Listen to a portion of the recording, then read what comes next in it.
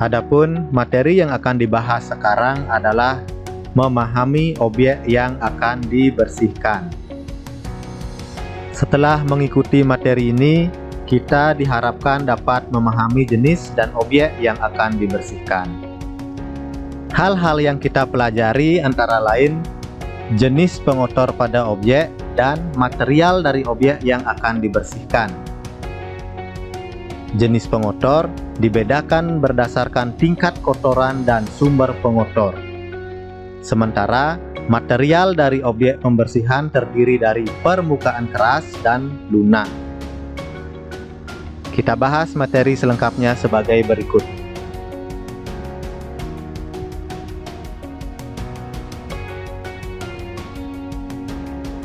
Asal kotoran yang ada di sekeliling area hotel bisa bersumber dari udara, alam, dan lingkungan yang mengotori objek-objek tertentu.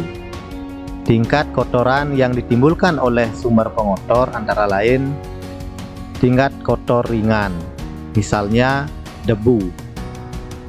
Tingkat kotoran sedang, contoh debu yang bercampur dengan lemak seperti debu yang terdapat di area dapur atau kitchen. Yang terakhir, tingkat kotoran berat, contohnya noda tinta, getah, darah, dan noda karat.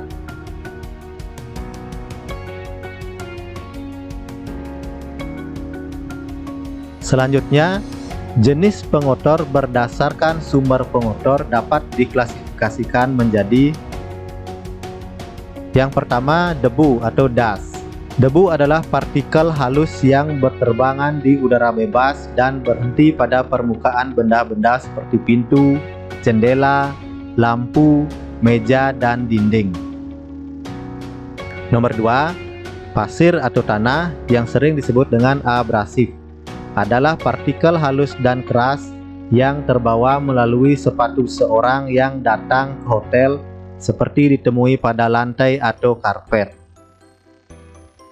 Nomor 3, lemak atau grease, yaitu kotoran yang berupa debu yang menyatu dengan lemak dan menjadi debu yang melekat, ditemui pada handle pintu, tombol lampu atau TV, gagang telepon, dan keran air. Selanjutnya nomor 4, sampah atau rubbish, yaitu kotoran yang berupa daun kering, kertas, puntung rokok, dan bungkus permen. Nomor 5, ada noda atau spots atau stains, adalah kotoran yang berupa noda tinta, noda darah, makanan, getah, dan lain-lain yang memerlukan pembersihan khusus dengan menggunakan bahan pembersih kimiawi seperti spot removing agents.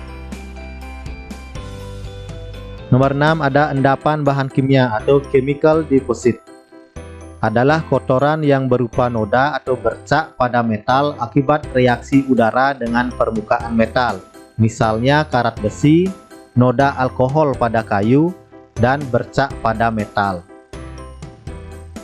Yang ketujuh, ada serangga atau insek, yaitu sumber pengotor yang dapat mengganggu tamu pada malam hari, termasuk menularkan penyakit seperti nyamuk, kutu busuk, kecoa, dan tikus. Dan yang terakhir, bau busuk dan polusi udara dapat merusak kesehatan manusia. Oleh karena itu, bangunan hotel hendaknya jauh dari polusi udara dan bebas dari bau busuk yang berasal dari water drain.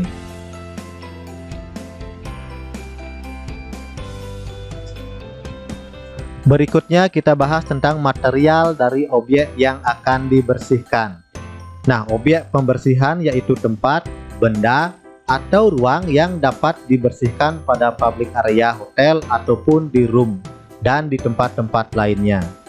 Secara umum, objek pembersihan dibedakan menjadi dua bagian, yaitu objek pembersihan dengan permukaan keras dan objek pembersihan dengan permukaan lunak.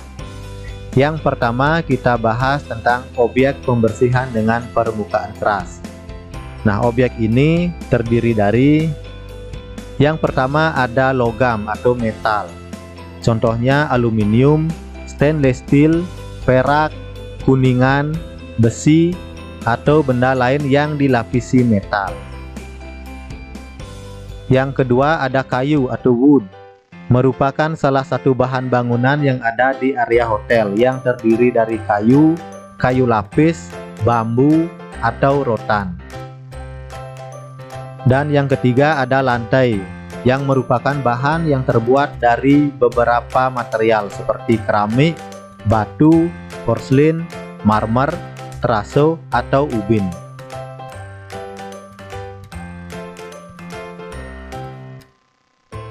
Selain objek dengan permukaan keras, di hotel juga terdapat beberapa objek dengan permukaan lunak.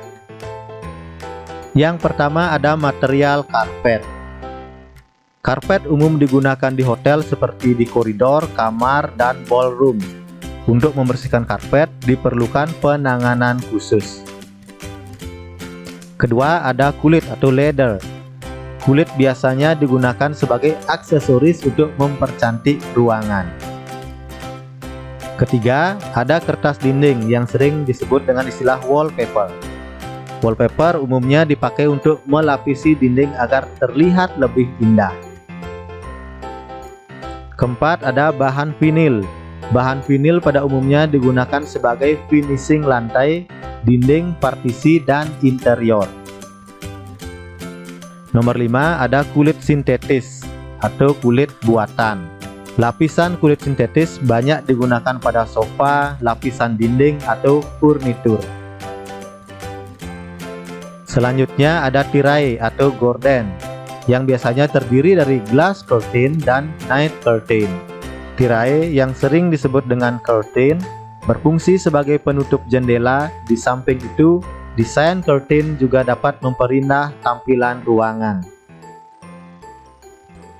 Dan yang terakhir ada mebel atau furnitur, yaitu lapisan kain yang digunakan pada mebel atau furnitur seperti kursi, sofa, dan bed.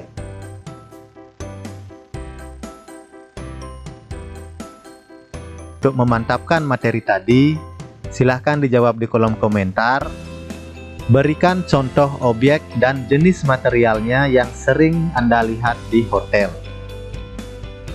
Sebagai penutup, semoga materi ini bermanfaat dan salam housekeeping.